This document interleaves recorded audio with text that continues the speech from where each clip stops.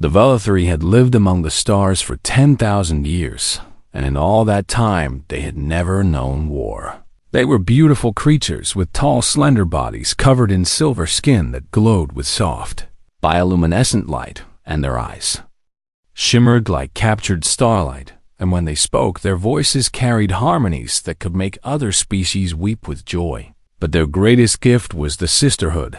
Every Velathri female was connected through a psionic bond that linked their minds across vast distances, and they could feel each other's emotions and share thoughts and memories, and this connection had guided their civilization through millennia of peace and prosperity, and they had built cities of living crystal that sang with the wind, and they had created art that spanned entire planets, and they had never once raised a weapon against another living being. They had no word for soldier in their language, and no concept of battle strategy, and no understanding of what it meant to fight for survival. Then the Harrow came.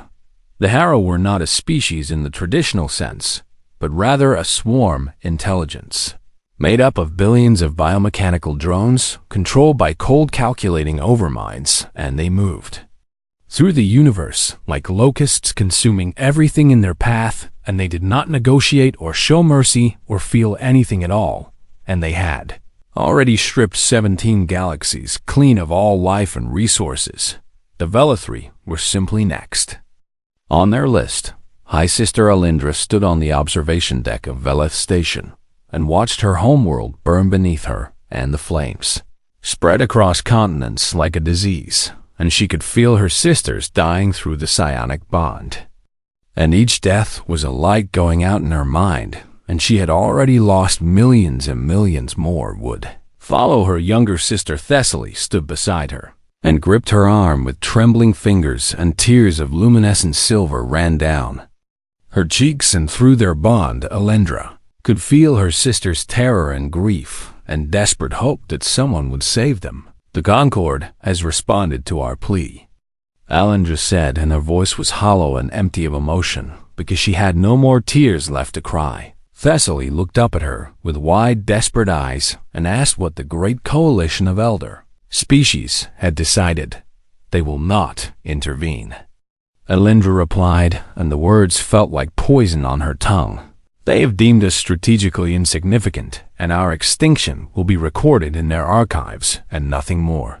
Thessaly made a sound of pure anguish and turned back to watch their world die, and Alindra felt her sister's heart breaking through their bond, and she wished she could offer comfort, but she had none to give. The Galactic Concord was made up of ancient species who had survived for millions of years by being careful and calculating, and they did not risk their own safety for younger races, and the Velathri had nothing to offer them, and so they would be abandoned to their fate. "There must be someone," Thessaly whispered, "someone in this vast universe who will help us." Alindra did not answer because she had already given up hope, and she was simply waiting now for the end to come, and she wondered how long it would take, and whether it would hurt, and whether any memory of her people would survive their passing. Their communications officer approached them, and her silver skin flickered with exhaustion and fear, and she bowed low before speaking, and her voice trembled as she delivered her message. "High Sister, we have received a response to our distress beacon." Alindra turned slowly and looked at the young officer and asked who had responded and whether it was another rejection from the Concord. "No, High Sister, this response comes from outside Concord space, and it is from a single ship of an unknown species designation. One ship against the Harrow swarm was meaningless, and Alindra almost laughed at the absurdity of it, and she asked what species would send a single vessel to face annihilation. "They call themselves humans, High Sister, and their ship is called the Defiant Hope, and their commander says they're coming to help us." Thessaly grabbed Alindra's arm again, and her eyes were suddenly bright with desperate hope, and she asked if her sister had ever heard of these humans before. Alindra searched her memory and found almost nothing, and humans were a young species from a small blue world on the edge of the galaxy, and they had only achieved faster than light travel a few centuries ago, and they were considered primitive by the elder races, and they had no seat on the Concorde. Why would they come? Alindra asked, and her voice was filled with confusion. They have no obligation to us and no alliance with our people, and they cannot possibly hope to defeat the Harrow with a single ship. The communications officer shook her head and said she did not know the answer, and she only knew that the human commander had responded to their beacon within minutes and had immediately changed course to reach them. How long until they arrive? Thessaly asked. 6 hours, High Sister. 6 hours was not long enough, and the next Harrow wave would arrive in 12 hours, and after that wave, there would be another and another until nothing remained, and one human ship could not change the mathematics of extinction. But Thessaly was smiling now, and her grip on Alindra's arm had loosened, and through their bond, Alindra could feel something strange and unexpected flowing from her younger sister Hope. Sister, Thessaly said, and her voice was stronger than it had been since the invasion began. These humans heard our cry for help, and they are coming, even though they have nothing to gain, and even though they will probably die alongside us, and does that not mean something? Alindra considered her sister's words, and she thought about what kind of species would fly into certain death to help strangers, and she realized that in all her years of dealing with the Concorde she had never encountered such behavior, and the elder races always calculated costs and benefits, and they never acted without advantage. Perhaps it means they are foolish, Alindra said. Or perhaps, Thessaly replied, and her silver eyes were shining with something fierce and beautiful. It means they are exactly what we need. Alindra looked back at her burning world, and she felt the constant stream of death through the psionic bond, and she knew that hope was dangerous because it could hurt more than despair, and yet she found herself unable to crush the small flame that her sister had kindled in her heart. One ship was coming, one ship crewed by a primitive species that the galaxy considered insignificant. One ship called the Defiant Hope, and somehow against all logic and reason, Alindra found herself wanting to believe that its name was not a lie. Commander Marcus Chun was not supposed to be here. The UES Defiant Hope was a survey vessel designed for exploration and scientific research, and it carried only light weapons meant for defense against pirates, and it was crewed by 43 people, including scientists and engineers and medical staff, and one very stubborn commander who had ignored 14 direct orders to return to Sol Space. For the record, First Officer Sarah Okonkwo said as they prepared to drop out of hyperspace, "This is completely insane, and if we survive, I am going to file so many complaints that your grandchildren will still be dealing with the paperwork." Marcus smiled at her and said he appreciated her honesty, and then he ordered the helmsman to bring them out of hyperspace.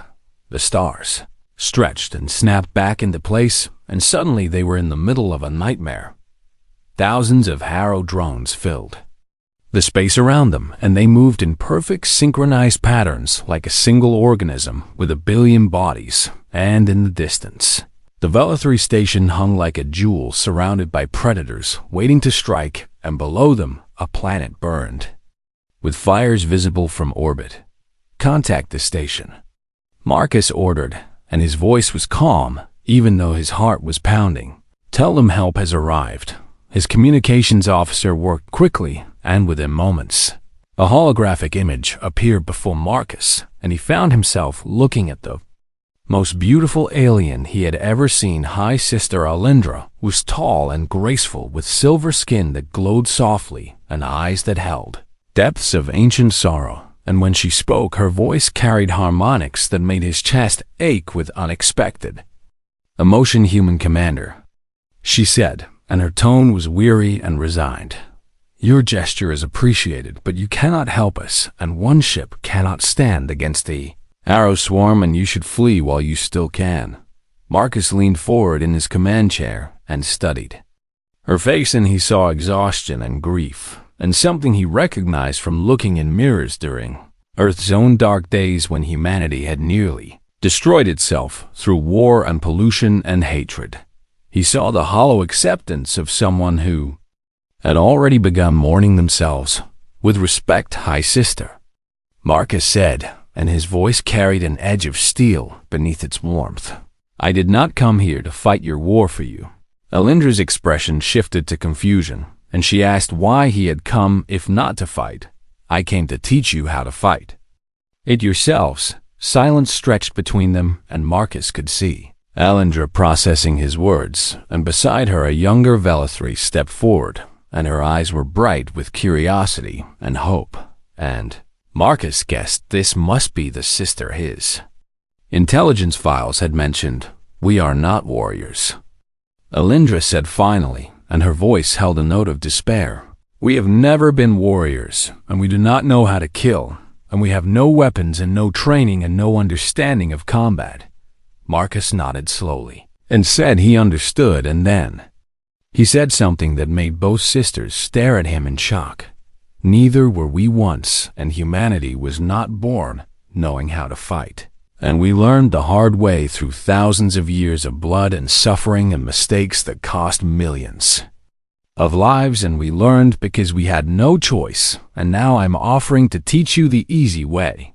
The younger sister spoke up and asked what he meant by the easy way. "I mean that instead of spending centuries figuring out how to defend yourselves, through trial and error you can learn from our experience in hours, and we have brought everything with us in tactics and strategies and weapons, schematics and shield modifications, and 200,000 years of human warfare refined into teachable lessons." Marcus gestured to his crew, and behind him screens lit up with data and diagrams and schematics, and his people were already working to organize the information for transfer. Your station's harmonic emitters can be converted into directed energy weapons that will shatter harrow carapaces like glass, and your crystalline HULL can be reconfigured into ablative armor that will absorb their attacks, and your transport ships can be modified into fighters in a matter of hours. Alindra shook her head slowly and said she did not understand why he would give them this knowledge, and she asked what he wanted in return. "Nothing." Marcus said simply, "That is impossible," Alindra replied. "No species gives away such valuable information without expecting something in return, and the elder races have taught us that everything has a price." Marcus felt a flash of anger at the Concord, and at the callous calculation of species that had lived so long they had forgotten what it meant to care about others, and he took a deep breath before responding. "Hi, sister, where I come from, we have a saying, and the enemy of my enemy is my friend, and the harrow are the enemy of all life, and that makes you my friend, and I do not charge friends for helping them survive." He paused and let his words sink in, and then he continued with a harder edge to his voice. "But more than that, there's another reason, and humanity has seen what extinction looks like, and we came close to it ourselves more than once. And we made a choice after our darkest days, and we decided that never again would we stand by and watch innocent people die if we could help, and not for us, and not for anyone we could reach." Thessaly stepped closer to the screen, and her silver eyes were fixed on Marcus with an intensity that surprised him, and she asked if humans truly believed this. "We do not just believe it," Marcus said. "We live it, and it is written into our laws and our culture and our very souls.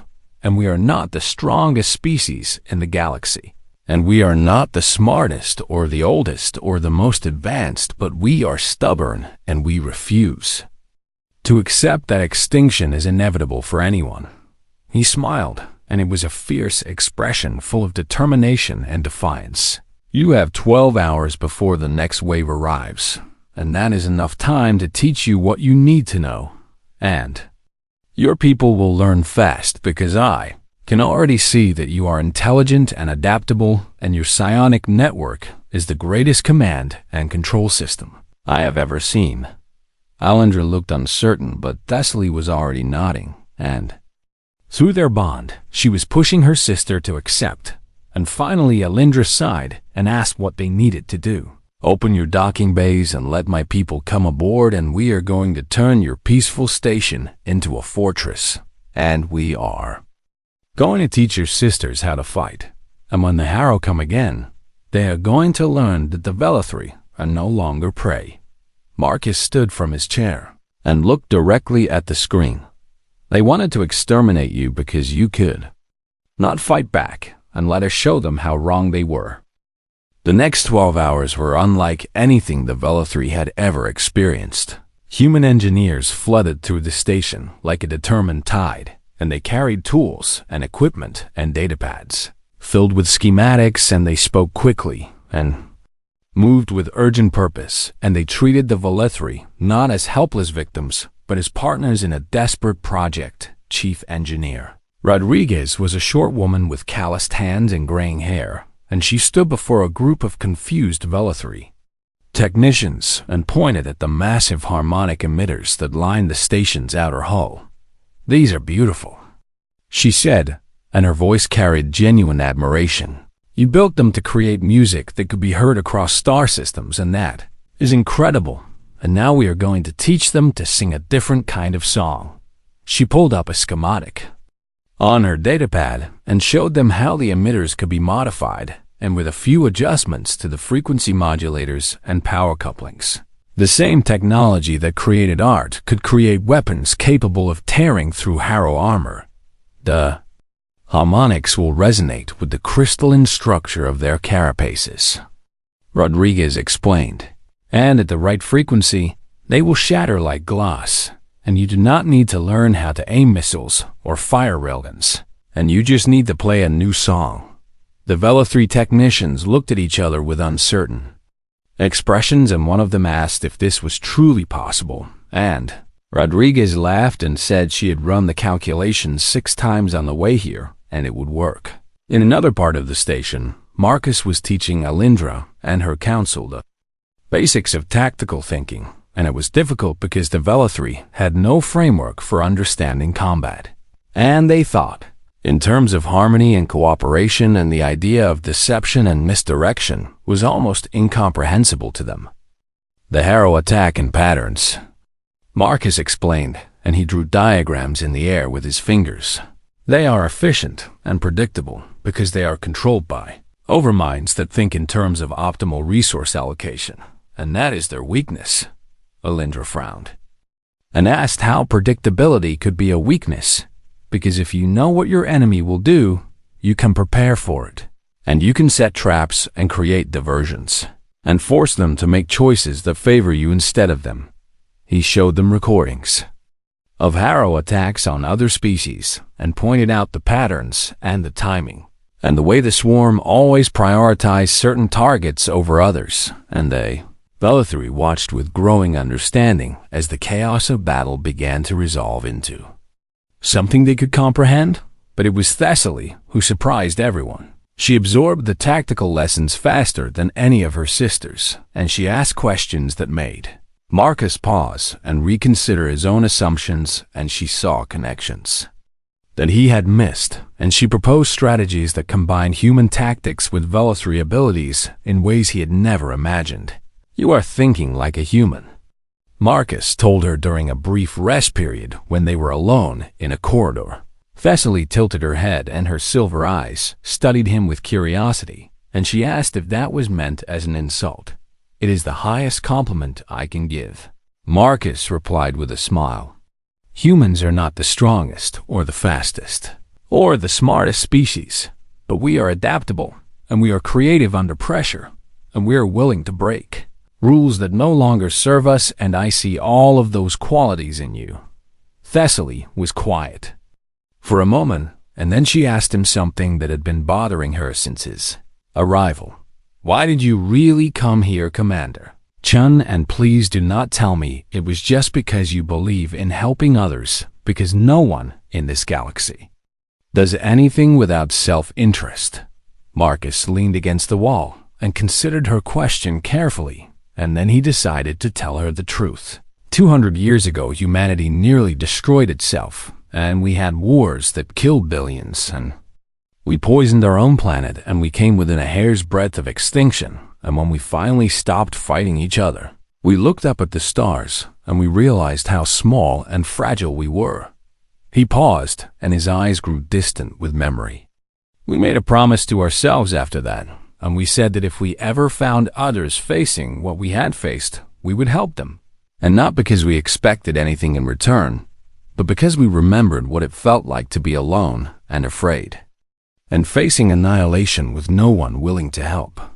Thessaly felt something shift in her perception of this strange human.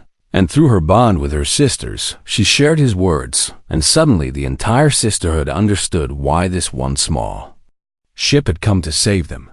The work continued with renewed energy and determination. The crystalline spires that had decorated the station's exterior were detached and fitted with guidance systems, and they would serve as kinetic projectiles capable of punching through Harrow.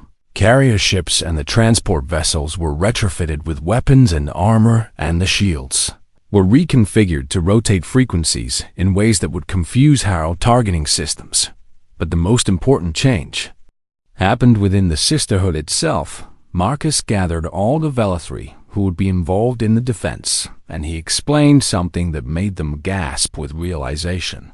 "Your psionic network is not a weakness," he said. "It is your greatest weapon, and human commanders spend years learning to coordinate their forces, and they use radios and computers and complex communication systems, and they still make mistakes because information takes time to travel, and decisions take time to make." He pointed at Thessaly and continued, "But you can share thoughts instantly across any distance, and every sister can see what every other sister sees, and you can make decisions as a single unified intelligence. And no other species in the galaxy can do this, and the Harrow have never faced anything like it." Thessaly understood immediately, and she felt her sisters' minds connecting more deeply as they grasped the implications, and for the first time since the invasion began, she felt something other than fear. She felt power. "We can become something new," she said, and her voice carried across the psionic bond to every sister on the station. "Not just victims waiting for death, but warriors fighting for survival, and we can honor our peaceful heritage by using our gifts to protect those we love." Alindra watched her youngest sister with a mixture of pride and concern, and she asked if they were doing the right thing by changing themselves so fundamentally. Marcus answered before Thessaly could speak. "Change is not the same as destruction. And you will still be Velethri after this, and you will still value harmony and beauty and connection. But you will also be survivors, and there is no shame in fighting to protect what you love." 3 hours remained until the Harrow attack.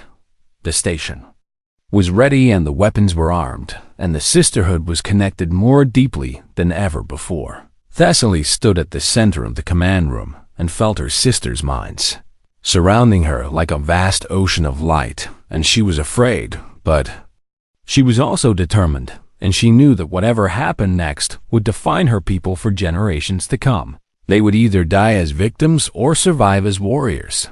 There was no other choice. The Harrow came with the dawn.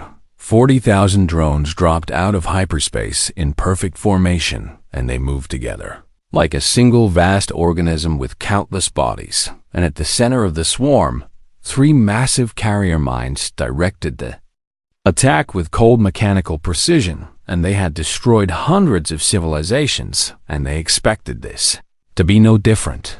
They were wrong. Thessaly stood at the heart of the station's command center, and her consciousness expanded outward through the psionic bond until she could feel every sister on the station, and every sister felt her in return. And they were no longer individuals, but a single vast intelligence with 1,000 eyes and 1,000 hands. "They are coming," she said, and her voice echoed through 1,000,000 minds.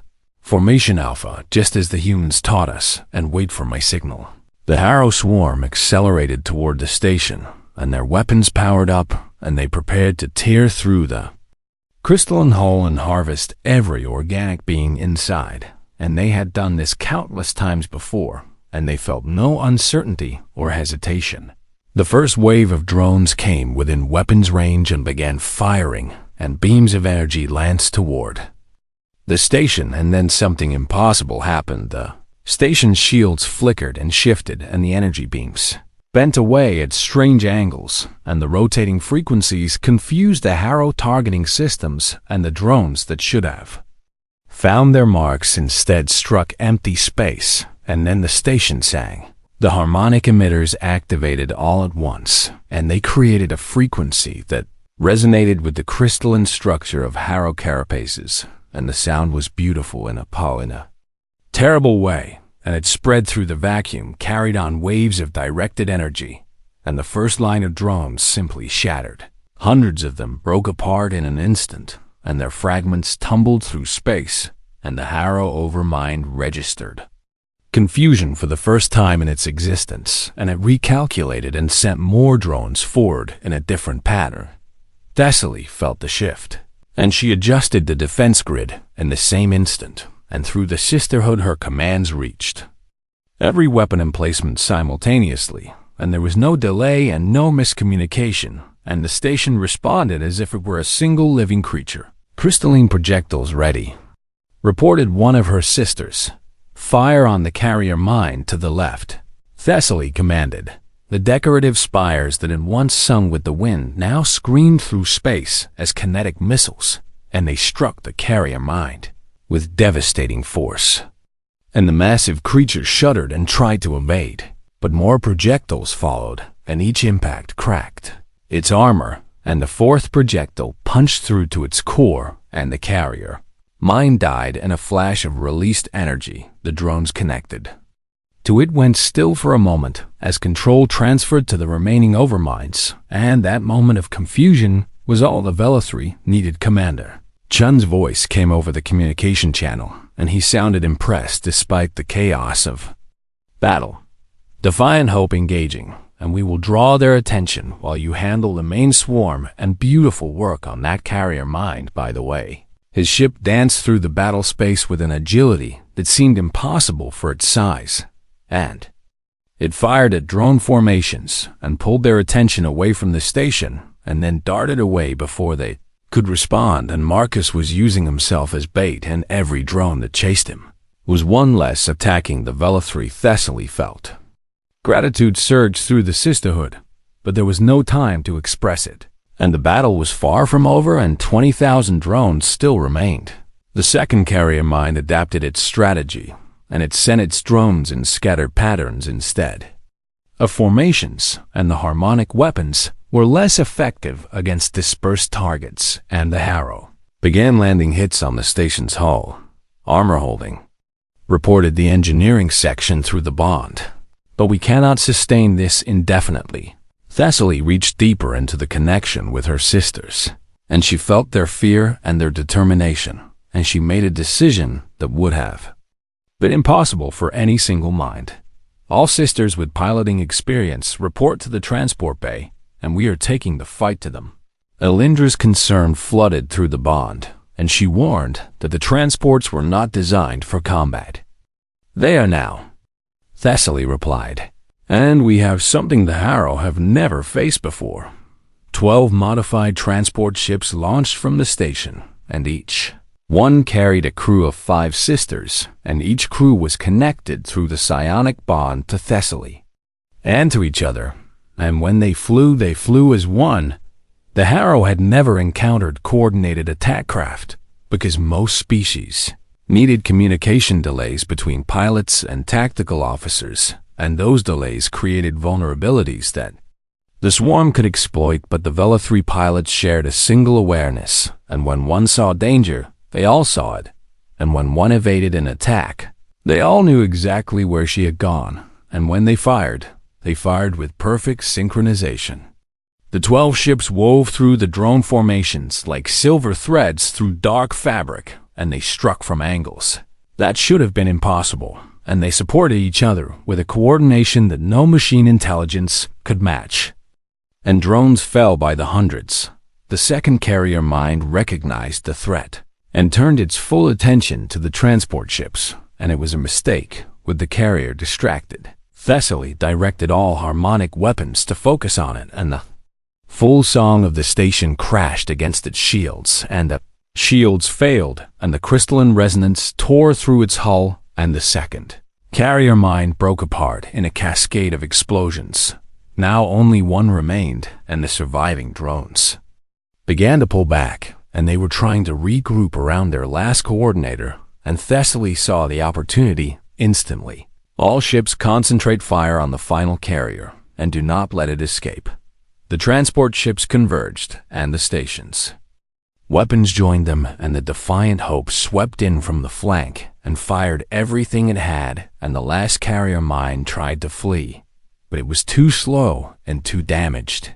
It died screaming electronic signals into the void, and signals that would never be answered.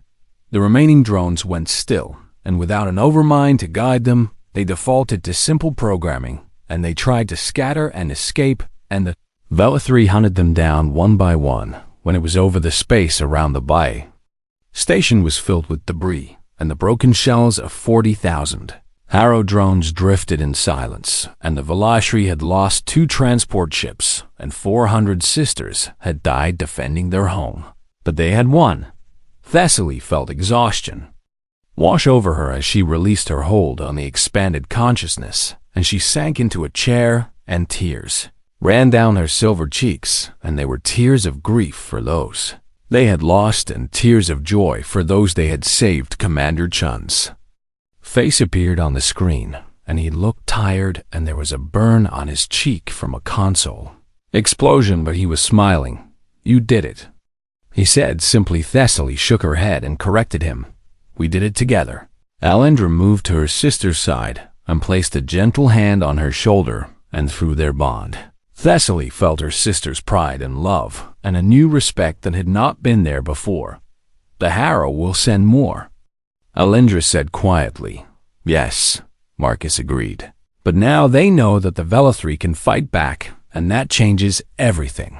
And they will think twice before attacking again, and that time you buy will let you build more defenses and train more warriors and reach out to other species who might join you."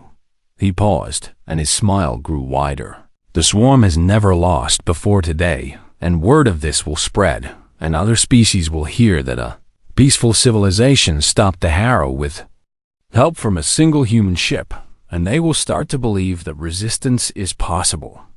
Thessaly looked out at the debris field, and at her wounded but victorious station, and she felt something new growing in her heart. Not just hope, but certainty. They would survive, and they would rebuild, and they would never be victims again. Commander Marcus Cole had seen many strange worlds during his 15 years in the United Earth Navy, but nothing had prepared him for the haunting beauty of Varith Ix. The planet looked like something from a dream, with its crystalline towers that reached toward the purple sky and its forests of glowing plants that painted the landscape in soft blues and greens. He stood at the edge of a massive ceremonial plaza, made entirely of white stone that seemed to shimmer with an inner light. At the edge of a massive ceremonial plaza, made entirely of white stone that seemed to shimmer with an inner light. The Hemtarspediv at the edge of a massive ceremonial light eye.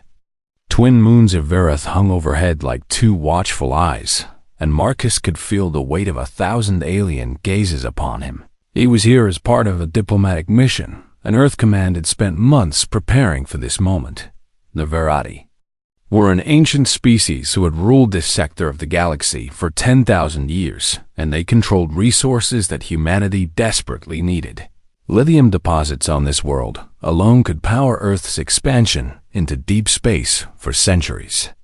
The stakes could not have been higher. Marcus adjusted his environmental suit and tried to ignore the sweat forming on his brow. Behind him stood his small team of diplomats and security personnel, all of them nervous, but hiding it well. Lieutenant Chun, his head of security, kept one hand near her sidearm at all times.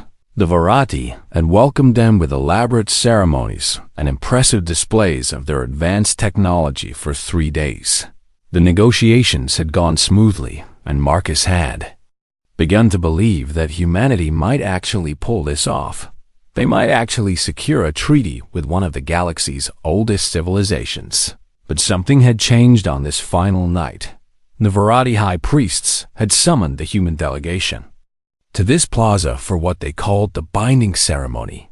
Marcus had assumed it would be another ritual of words and gestures, perhaps the signing of documents or the exchange of symbolic gifts. He had been wrong. The high priests stood in a crescent formation at the center of the plaza, their tall, thin bodies draped in robes the color of dried blood. Each of them stood over 2 meters tall, with elongated skulls and multiple eyes that reflected the moonlight. Their movements were slow and deliberate, and when they spoke, their voices carried across the plaza like wind through hollow bones. Between the priests bound in chains made of living vines knelt a child. Marcus felt his heart stop. She was small even by Varadi standards, with lavender skin and enormous violet eyes that seemed too large for her delicate face. Geometric patterns marked her skin in silver, and Marcus had learned enough about Varadi culture to know that these marks indicated the lowest caste, the unworthy they called them, children born into families that had committed crimes or fallen into debt. Children who belonged to no one and were therefore property of the state. The little girl wore a simple white gown that was stained with dirt, and her arms bore scars that spoke of years of harsh treatment. She could not have been older than the equivalent of 8 human years. The high priest, who had led most of the negotiations, stepped forward and raised his arms in a gesture of welcome. Honored guests from the world called Earth, we present to you the sacred offering. His translator device rendered his words in flat, emotionless English. This creature is the lowest of the low and the unworthy among the unworthy, and her blood will seal the covenant between our peoples, and her death will bind our civilizations in sacred contract for all eternity. Marcus could not breathe.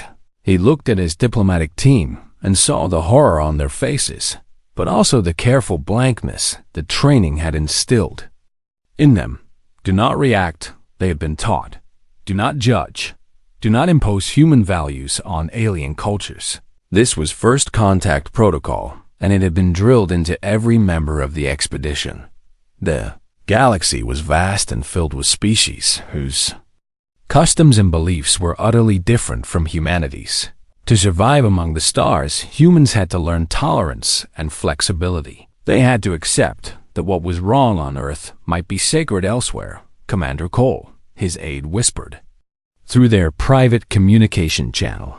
Earth Command is monitoring this, and they advise non-interference, and the lithium deposits on this world are essential to our expansion, and we cannot jeopardize this treaty. Marcus heard the words, but they seemed to come from very far away. All he could see was the child. She had lifted her head and was looking directly at him. Not at the priests who would kill her, not at the guards who held her chains, at him. There was something in those violet eyes that Marcus recognized. It was hope. Desperate, impossible hope. As if this small creature, who had been raised for slaughter, somehow sensed that this strange alien from a distant world might be different from all the others who had watched her kind die. The ceremony will now commence, the high priest announced, and another priest stepped forward carrying a curved blade that gleamed with terrible beauty. When the blood is spilled, the contract will be sealed and our peoples will be bound together for 10,000 years. Marcus thought about the lithium. He thought about Earth's future and humanity's place among the stars. He thought about the months of negotiation and the billions of credits that had been invested in this mission. He thought about his career and his duty and the orders he had been given. And then he stopped thinking. He started walking. Commander Chun hissed in warning, but Marcus ignored her. He walked across the white stone plaza with steady steps, and every Varadi eye turned to follow him. The high priest paused with the blade raised, and confusion flickered across his alien features. Commander Cole, is there a problem with the ceremony? Marcus stopped directly between the priests and the child. He could feel her trembling behind him. He could hear her quick, frightened breaths. "Yes," he said, and his voice was calm and clear. "There is a problem. Please explain so that we may address your concerns." Marcus looked at the blade and then at the high priest and then at the assembled Verati nobles who had gathered to witness the sacrifice. "We do not seal agreements with the blood of children," he said. "Not on Earth and not anywhere that humans make treaties, and I refuse your offering." Silence fell across the plaza. It was the kind of silence that comes before storms and before earthquakes and before wars. The high priest's multiple eyes blinked in rapid sequence, and when he spoke again, his voice had lost all warmth. "This is unprecedented, and perhaps the translation matrix has malfunctioned." "The translation is fine," Marcus said. "I said no." He turned his back on the priests and knelt before the child. Up close, he could see the scars on her arms more clearly, and he could see the way her bones pressed against her skin from years of poor feeding. She stared at him with those enormous eyes, and he could see that she did not understand what was happening. No one had ever stood between her and death before. "What is your name?" Marcus asked her softly. The child opened her mouth, but no sound came out. "The offering does not have a name," the high priest said coldly. "She is nothing, and she comes from nothing, and she will return to nothing, and this is the sacred way." "I was not asking you," Marcus said without looking back. He kept his eyes on the child and smiled at her gently. "It is okay, and you can tell me. And what is your name, little one?" A long moment passed, and then she whispered in a voice that was barely audible, "Kira, and they called me Kira, and before they took me, they called me Kira."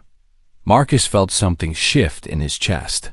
It was the feeling of a decision being made and a line being crossed. "Kira," he said, "that is a beautiful name. And my name is Marcus, and I'm going to take you away from here, and you are going to be safe, and no one is ever going to hurt you again." Behind him, he heard the unmistakable sound of weapons being drawn.